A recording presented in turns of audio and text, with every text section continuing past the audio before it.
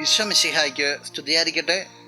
പ്രിയ സഹോദര സഹോദരി, നിനക്ക് നല്ലൊരു ദിവസം നേരിയ ഈശോ നിന്റെ ജീവിതത്തെ സമർത്ഥമായിട്ട് അനുഗ്രഹിക്കട്ടെ. വിശുദ്ധ മർക്കോസിന്റെ സുവിശേഷം 1-ാം അധ്യായം 40-ാം തിരുവചനം. ഒരു കുഷ്ഠരോഗി അവൻ്റെ അടുത്തെത്തി മുട്ടുകുത്തി അപേക്ഷിച്ചു, അങ്ങേക്ക് മനസ്സുണ്ടെങ്കിൽ എന്നെ ശുദ്ധനാക്കാൻ കഴിയും. ഒരു കുഷ്ഠരോഗിയുടെ പ്രാർത്ഥനയാണ് ഇവിടെ കാണുക. ആ കുഷ്ഠരോഗി ചെയ്ത് എന്താണെന്ന് വെച്ചാൽ ഈശോയുടെ അടുത്തെത്തി, എന്നിട്ട് മുട്ടുകുത്തി, എന്നിട്ട് ഈശോയോട് കേണപേക്ഷിക്കുകയാണ്, നിനക്ക് മനസ്സുണ്ടെങ്കിൽ എന്നെ ശുദ്ധനാക്കാൻ സാധിക്കും.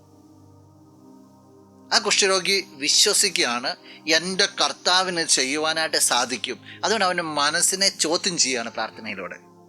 നീ മനസ്സ് ഉറപ്പാ, നിനക്ക് മനസ്സുണ്ടെങ്കിൽ എന്നെ ഈ അവസ്ഥയിൽ നിന്ന് വിടുവിക്കാൻ സാധിക്കും. ജീവിതത്തിൽ ഏതെങ്കിലും രീതിയിൽ സങ്കടപ്പെടുന്നുണ്ടെങ്കിൽ ഈ പ്രഭാതത്തിൽ കർത്താവിനോട് പറയാവോ, കർത്താവേ, നിനക്ക് മനസ്സുണ്ടെങ്കിൽ തീരാവുന്നതേ ഉള്ളൂ എൻ്റെ പ്രശ്നം.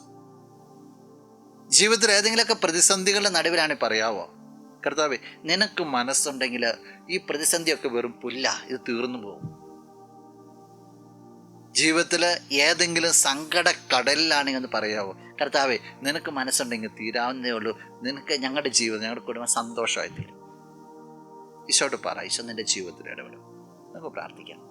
കണ്ണുകളടച്ച് കരങ്ങൾ കൂപ്പി. നല്ലവനായ കർത്താവേ, നിന്നെ അങ്ങ് സ്തുതിക്കുന്നു, ആരാധിക്കുന്നു, മഹത്വപ്പെടുത്തുന്നു. നിന്റെ നിറ സാന്നിധ്യത്തിന് നന്ദി പറയുകയാണ്. ഈശോയെ, ആ കുഷ്ഠരോഗിയെ പോലെ നിന്നെ പരിപൂർണമായിട്ട് ആശ്രയിച്ച് സൗഖ്യം നേടിയെടുക്കുവാനായിട്ട്, ആശ്രയിച്ച് അനുഗ്രഹം നേടിയെടുക്കുവാനായിട്ട് ഈ വ്യക്തിയെ നീ അനുഗ്രഹിക്കണം.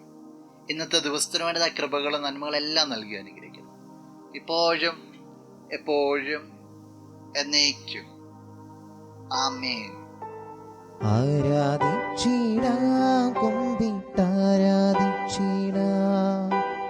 ആരാധിക്കുമ്പോൾ അപദാനം പാടിടാം. ആ പൂജിതമാ രക്ഷാ